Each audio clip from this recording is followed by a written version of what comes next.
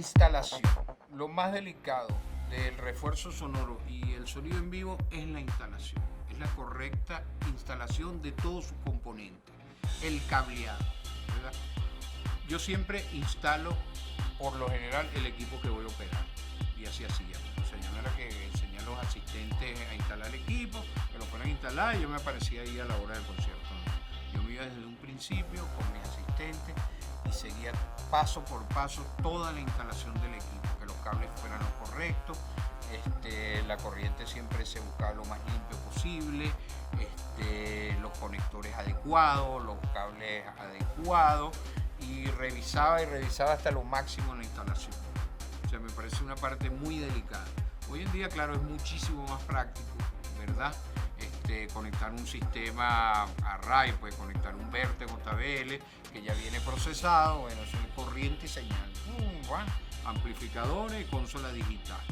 Pero en aquella época no, como ya te digo, bueno, había que tener las cornetas, había que tener los amplificadores, después había que venir con el crossover electrónico, después con el ecualizador, el procesador de efectos, la consola, el snake, o sea, todo lo que resume hoy en día el sonido digital en una consola, había que hacerlo manualmente, pues todo eso había que hacerlo manualmente, entonces esa parte era muy delicada, entonces por ahí siempre fallaba el equipo. Un cable malo entre el ecualizador y el compresor, o entre el ecualizador y el crossover, pues de repente echaba a perder el evento, o se apagaba una corneta, o salía un sonido extraño por ahí. Para mí lo era y lo sigue siendo la parte más delicada, lo que es la instalación correcta de la herramienta que tiene. El cableado es muy delicado. ¿Qué es para ti lo más complicado? La parte El cableado, la interconexión, es lo más crítico. Tú colocas la cosa ahí, colocas todo, el cableado, el correcto cableado. Eso es lo más crítico. Inicialmente en nuestro inicio no habían estos conectores que ahorita explicó, sino que era mucho de plug. Entonces esos plug fallaban, se reventaba el plug, entonces a veces no teníamos ni para comprar los plug, sino que era puro cable. Entonces eso siempre fue, inicialmente, ya no están, ahorita es mucho más sencillo con esos conectores, pero inicialmente lo que nos tomaba tiempo era la conexión del equipo. Y bueno, yo diría que los altavoces, ¿no? Es decir, la parte de altavoces, tanto desde el punto de vista de logística, ¿no? Por el volumen, el transporte, el peso, las horas que salías, terminas un espectáculo, el montaje, a veces la situación del sitio donde te ibas a colocar, a veces habían tarimas muy pequeñas, tus altavoces eran muy voluminosos. La parte más fastidiosa era el tamaño de las cajas.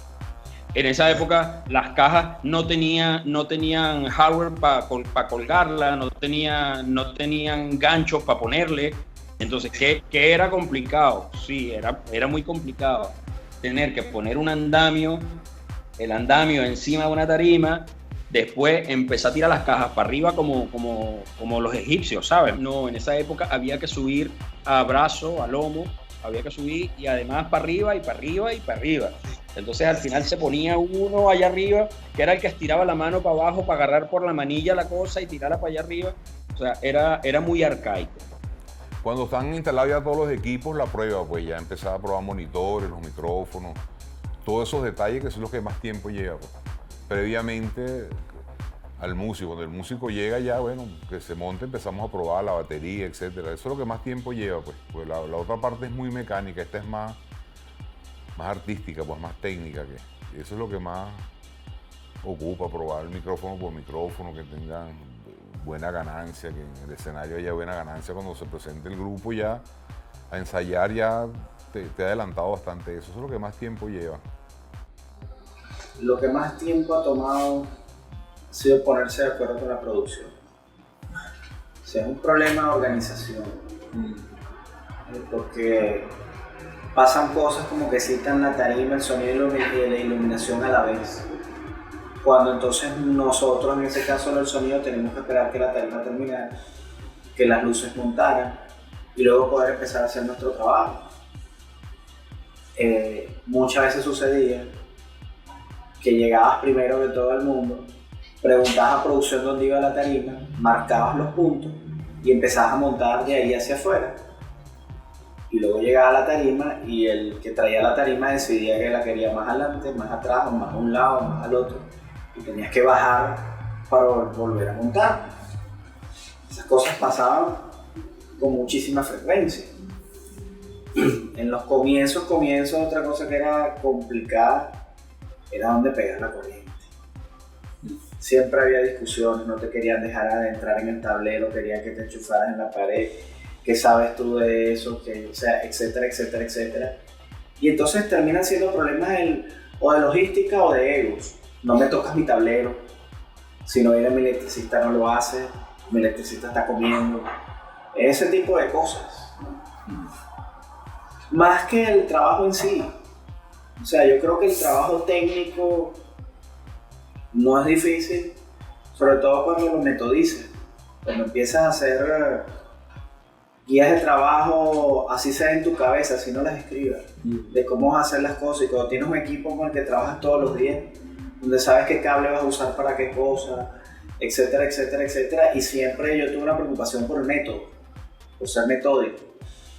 Entonces el problema venía con el choque del método, con el contacto humano de la gente que quería hacer las cosas a como saliera. Y eso para mí me tomó muchos años en aprender a lidiar con eso. Para mí ese siempre ha sido el aspecto más difícil. Me llegó una época en mi vida que te pudiese decir que trabajaba mejor con las máquinas que con la gente.